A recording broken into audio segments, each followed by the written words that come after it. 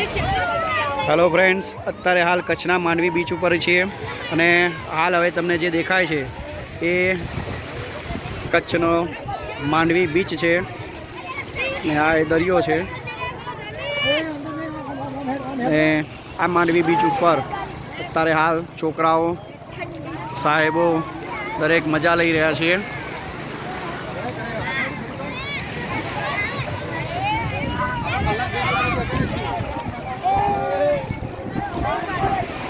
તો આ માંડવીનો બીચ છે,